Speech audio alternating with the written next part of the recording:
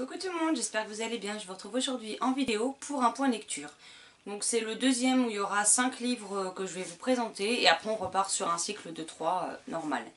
Dans ce point lecture, je vais commencer par vous présenter Chimère captive de Mathieu Ribeiro, qui est, si je ne me trompe pas, le premier tome des Arpenteurs de rêves publié aux Moutons électriques.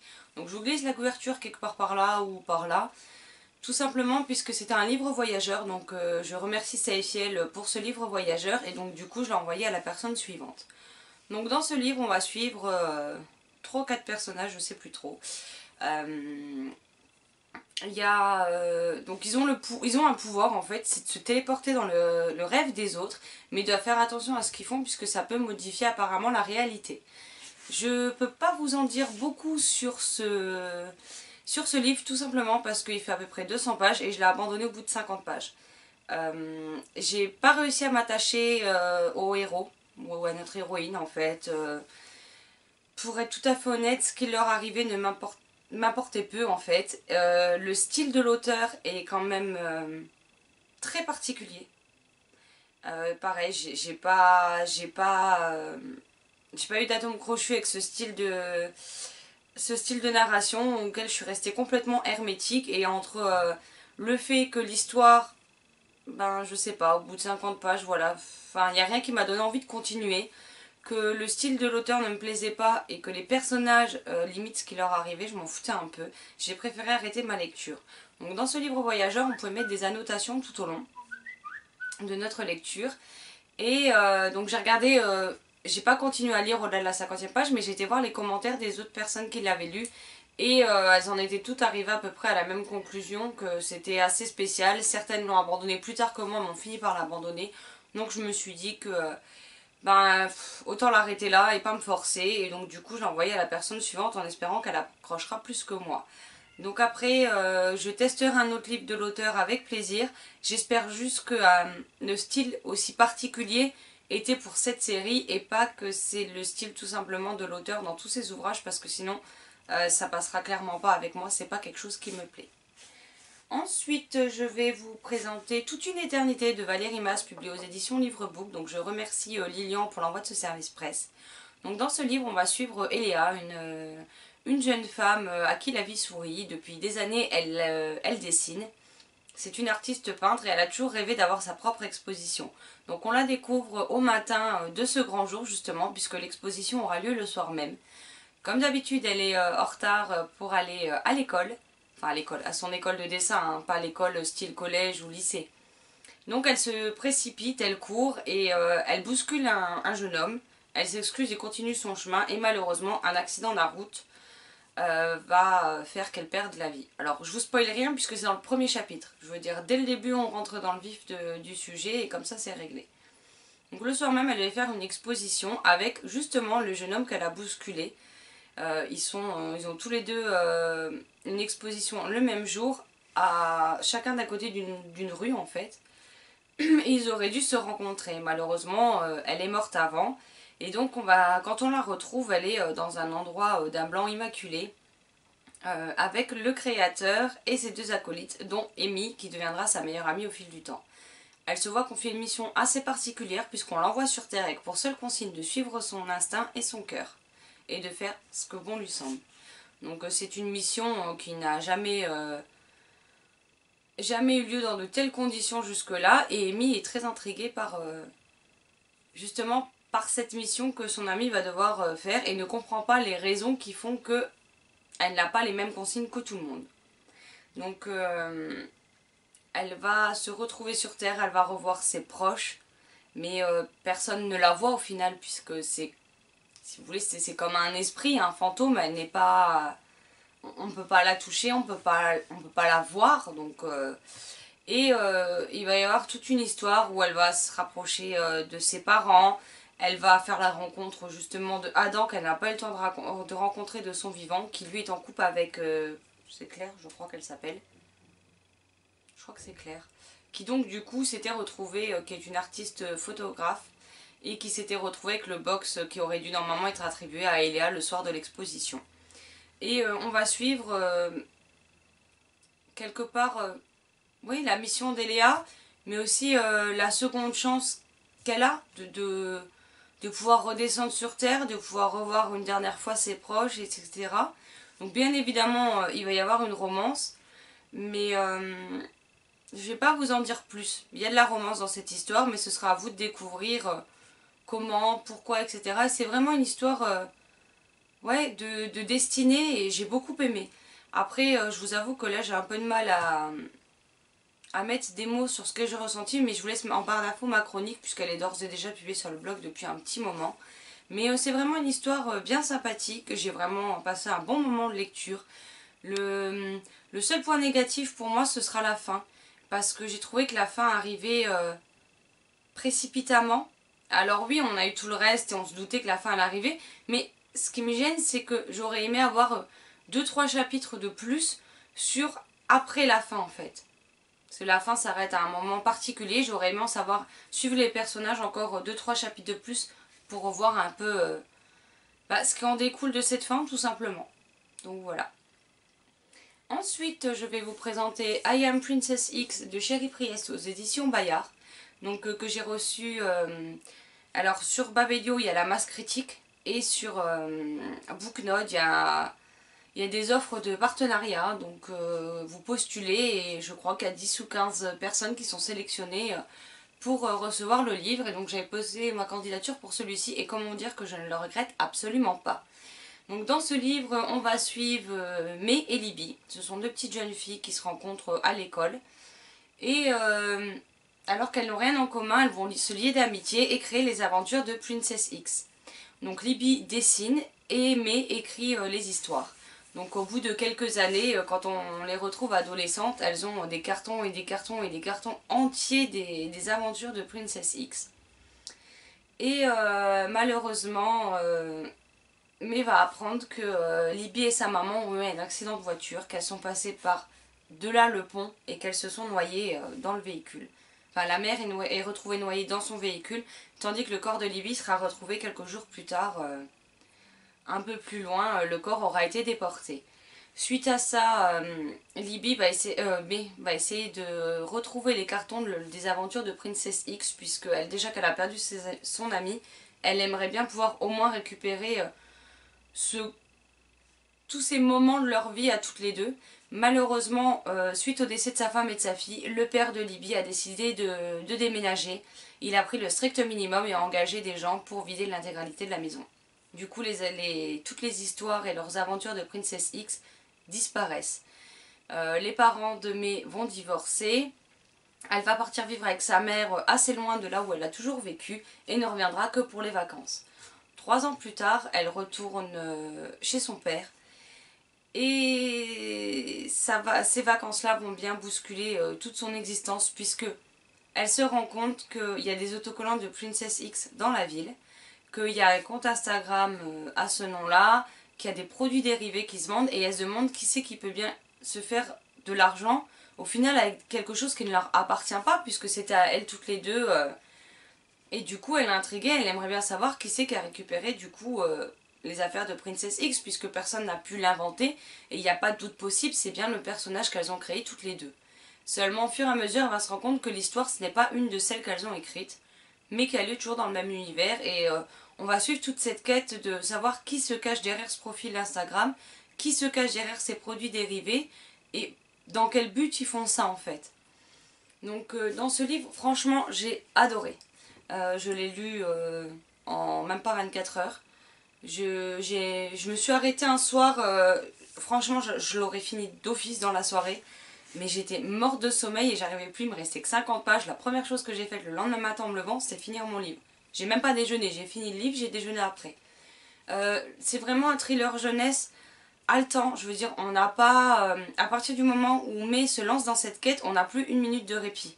Ça va être une course-poursuite, quelqu'un va essayer de s'en prendre à May et à son voisin Trick, qui est ni plus ni moins qu'un hacker, hein, clairement.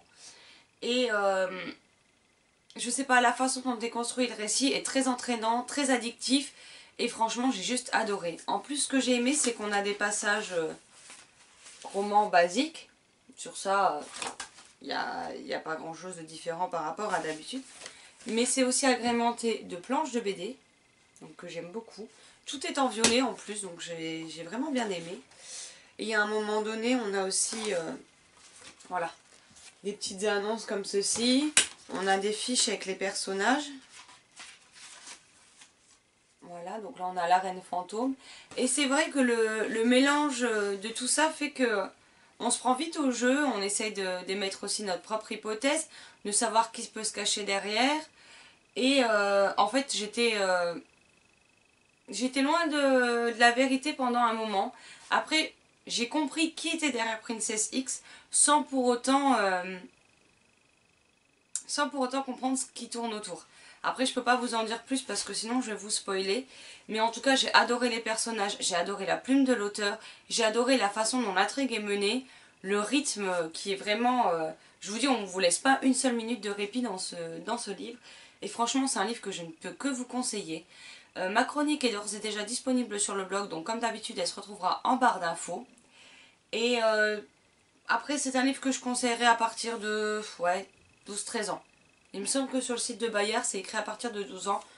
Je dirais 12-13, voire 14 selon les adolescents, tout simplement. Mais si vous ne connaissez pas, franchement, foncez. Il est juste excellent, ce livre. Ensuite, on va passer à un autre registre, pour le coup, beaucoup moins joyeux, puisque j'ai lu Vous n'aurez pas ma reine de Antoine Léris, publié au livre de poche. Donc, Antoine Léris, qui c'est? C'est tout simplement un journaliste dont la femme se trouve au Bataclan le soir des attentats qui a fait des dizaines et des dizaines de morts sans compter les nombreux blessés. En fait, il nous raconte un morceau de sa vie à partir de la soirée du concert au Bataclan et des attentats. Donc lui, il est tranquillement en train de garder leur petit garçon de 16 ou 17 mois, je sais plus, à la maison pendant que sa femme est partie au concert. Et d'un coup, son frère et sa belle-sœur vont lui envoyer un message en lui disant est-ce que ta femme va bien, ce genre de choses. Donc, ni une ni deux, sans réveiller son enfant, il décide d'aller devant la télé. Et là, c'est le drame. Là, il découvre ce qui se passe. Il découvre que ça se passe au Bataclan, que sa femme elle y est. Il tente par tous les moyens de la joindre, mais elle ne répond pas.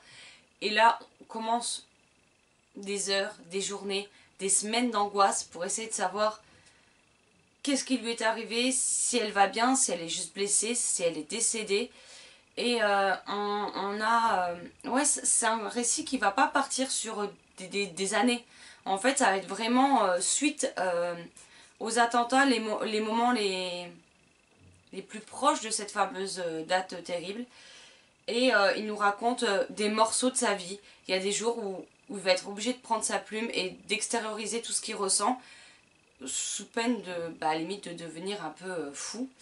Et, mais pas dans le sens péjoratif, mais de devenir dingue avec toutes ces émotions qui se bousculent en lui et il faut qu'il les fasse sortir, quoi. D'autant plus qu'il y a un petit être qui compte sur lui et il n'a pas le choix, il est obligé de continuer à avancer, à se battre, malgré que dans son cas beaucoup se seraient laissés dépérir, se seraient laissés anéantir et sans réagir en fait. Et on suit donc des petits instants comme ça. Il y a des moments qui sont quand même très durs dans ce livre. Franchement, j'ai été bouleversée du début à la fin. Mais ce que j'ai le plus aimé, c'est que ce livre n'a pas été fait dans le but de nous faire pleurer, dans le but de nous apitoyer sur son sort. Loin de là. Il nous explique juste ce qu'il a vécu, les moments douloureux, sa rage de vaincre malgré tout, sa rage de continuer à se battre pour lui et pour son fils qui n'a plus personne d'autre que lui au final. Et c'est sans doute ça qui m'a encore plus touchée parce que je pense que si ça avait été fait juste pour nous tirer les larmes, j'aurais moins accroché. Mais là, c'est vraiment le récit d'un homme, d'un mari, d'un père, pour qui en une soirée, tout vole en éclats et qui est obligé de continuer à vivre malgré tout. Donc c'est un livre qui coûte 3,90 € et je ne peux que vous le conseiller parce que pour moi c'est le genre de livre qu'on se doit de lire, surtout dans un climat actuel où malheureusement la peur règne et que on continue à sortir de chez nous, à pas se laisser abattre, ce genre de choses. Mais là c'était aussi intéressant d'avoir le point de vue de quelqu'un qui a été directement touché parce que oui, on a tous été touchés en voyant ça à la télé, en lisant ça dans les journaux, mais la majorité d'entre nous n'a pas vécu ça de l'intérieur. Et j'ai trouvé intéressant d'avoir son témoignage. Donc voilà, je sais pas quoi vous dire de plus, mais Si vous le souhaitez, franchement, lisez-le et n'hésitez pas à venir me dire ce que vous en avez pensé dans les commentaires. Et on termine avec l'Ebenstunnel, le tome 2, KO de Oksana Hope, dont la sortie numérique est en auto-édition sur Amazon, alors que la sortie papier est chez Rebelle Édition. Donc je vous glisse la couverture ici. Franchement, la couverture, je la trouve juste canon. Franchement, j'adore les couvertures aussi bien du tome 1 que du tome 2. Je vous mets la une ici, comme ça vous pouvez voir la différence. Donc dans ce livre, on retrouve tout simplement Krista, juste après les événements qui clôturent le premier tome. Donc au moins on n'est pas perdu, on ne les retrouve pas des semaines, des mois ou des années plus tard. C'est vraiment la continuité. Donc par contre, s'il y en a qui n'ont pas lu le tome 1, je vous conseille de passer ce dernier avis dans cette vidéo. Tout simplement parce que je vais revenir sur le tome 1 pour donner mon ressenti sur le tome 2 et je voudrais pas vous spoiler. Donc s'il y en a qui partent entre temps, je vous souhaite une excellente journée et de très belles lectures. Et je vous laisse le temps de quitter cette vidéo avant d'enchaîner pour ceux qui seront restés. Donc voilà, donc dans ce tome 2 on retrouve Krista après qu'elle ait été abandonnée par Elias et les membres de sa famille entre guillemets. Donc elle se retrouve toute seule, elle a été abandonnée, son peuple la considère comme une traître. Elias et les gens de sa communauté, pareil, personne ne veut plus d'elle et elle ne sait plus quoi faire ni où aller.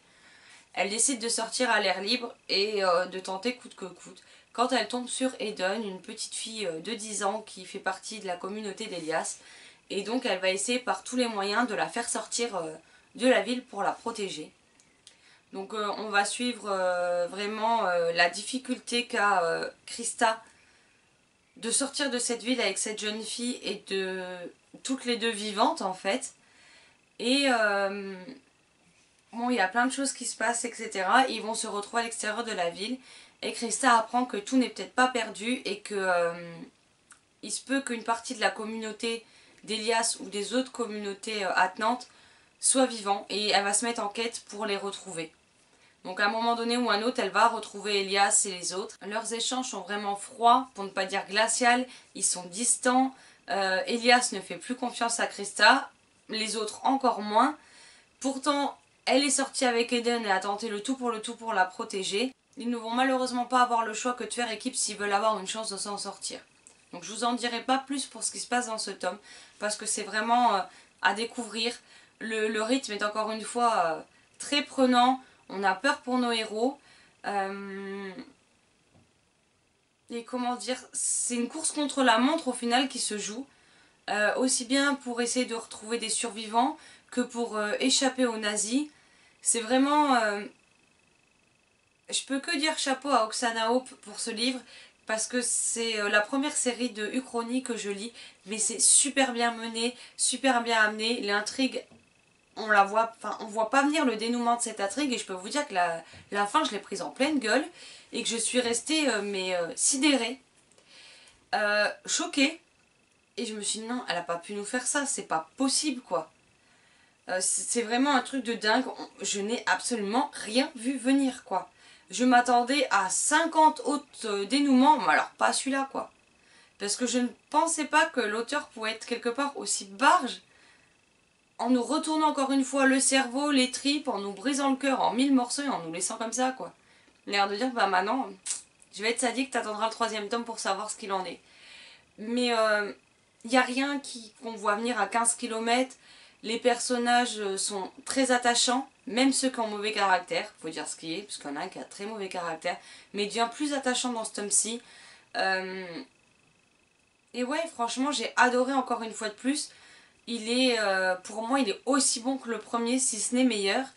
Et j'attends qu'une chose, c'est que le 3e tome, elle l'écrive et qu'elle nous le sorte, parce que cette fin, c'est vraiment pas possible, quoi.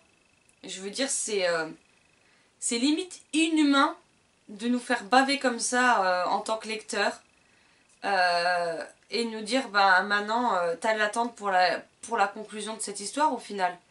Donc Oksana, si tu passes par là, je sais pas si je dois te dire merci, si je dois t'engueuler pour cette fin. Mais en tout cas, bah, je serai là pour le 3e tome et si tu pouvais te manier de l'écrire, ça m'arrangerait bien, clairement. Et je pense pas être la seule. Donc vous aurez, quand vous verrez cette vidéo, la chronique sera sur le blog, donc si j'y pense, quand je vais la préparer, je le rajouterai. Mais sinon, sachez que même si elle n'est pas dans la barre d'infos, elle se trouvera sur le blog puisqu'elle va être postée le 17. Donc là, je vous filme, on est le 14. Ma vidéo aura lieu, vous la verrez, le 18. Donc ouais, la chronique sera la veille sur le blog. Donc si j'oublie, elle sera bien en ligne et vous pourrez quand même aller la voir. N'hésitez pas à me dire si certains des livres que je vous ai présentés vous font envie, si vous les avez lus, ce que vous en avez pensé. N'hésitez pas non plus à me dire ce que vous êtes actuellement en train de lire. En attendant, je vous souhaite un excellent dimanche, de très belles lectures et je vous dis à bientôt. Ciao ciao.